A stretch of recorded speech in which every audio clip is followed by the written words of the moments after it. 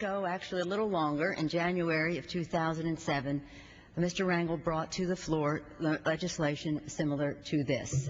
What it did was to repeal the subsidies for big oil and to use the funds for research into renewable energy resources and incentives, tax incentives for that purpose.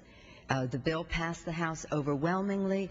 It again passed as part of our bipartisan energy bill, but it did not survive the Senate, and because the President threatened to veto the bill if these subsidies to big oil were repealed. Imagine that. And so the energy bill, as much of a triumph as it was, by having new CAFE standards for the first time in 32 years in the bill, did not have this very important other part, which would be the incentives, tax incentives for renewable energy resources. So again, thank you, Mr. Chairman Rangel, for your persistence and for bringing this legislation to the floor now to give us this very special opportunity. When Mr. Rangel first brought the bill to the floor last January, since then, the price of oil has gone up. The price of gasoline at the pump has gone up 75 cents. 75 cents since we first took up this legislation. Imagine what that means to a household income. It's 17 cents. The price at the pump has increased 17 cents just in the past 2 weeks. Just yesterday, oil prices reached another new record at more than $101 per gallon. This is at a time when oil companies are making record profits. Listen to this, my colleagues. Last year, ExxonMobil earned $40.6 billion in profits. $40.6 billion in profit, the largest corporate profit in American history. And yet, the administration refuses to repeal billions of dollars in subsidies to big oil. This bill repeals those subsidies and invests in clean, renewable energy that will put us on a path toward energy security and energy independence in a fiscally responsible way by repealing subsidies to big oil, only to big oil, already making record profits.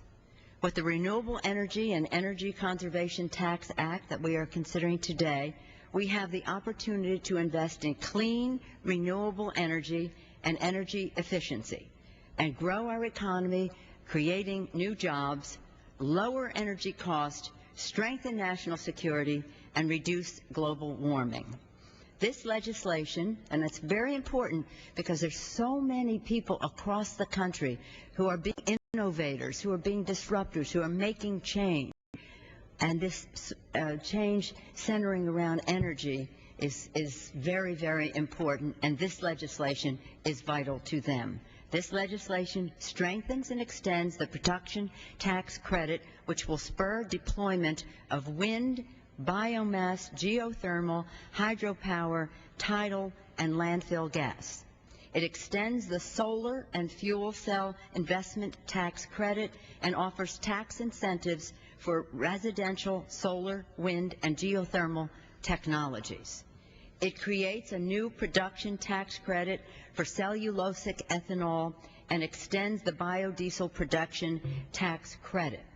It expands the tax credit for gas stations that install alternative fuel pumps, such as the E85 pumps. It includes tax incentives to promote greater efficiency for homes and businesses and creates a new tax credit for plug-in hybrid vehicles. It creates a new category of tax credit bonds to fund local initiatives to promote the deployment of green technologies. I know that this has been said before. I reiterate this because this is very, very important and represents real change for our country. This bill helps create broadly based prosperity with an $18 billion investment in the future. It will spur the production of clean, renewable energy resources and provide business with the certainty necessary to make long-term plans to build viable and sustaining markets for these technologies. This is all about answers in the marketplace. It will ensure that we keep the jobs that were created with the renewable tax credits and create hundreds of thousands of more, the next generation of good-paying, clean-collar, green-collar jobs that will be right here in America. Because this legislation is vital for a greener and more prosperous future, it is supported by a broad coalition from business, environmental, and labor communities, from corporations such as Home Depot and Dow Chemical Company, to the Sierra Club, to the United Steelworkers, and the National Farmers Union. I have a long list which I will submit for the record of same thing, corporate labor, Florida Power and Light Company. It just, the list goes on and on. The NMA Renewable Ventures, National Association of Home Builders, National Association of Industrial and Office Properties, National Association of Realtors, National Educational Manufacturers, the list, DuPont, Earth Justice, all on the same page. The list goes on and on and on.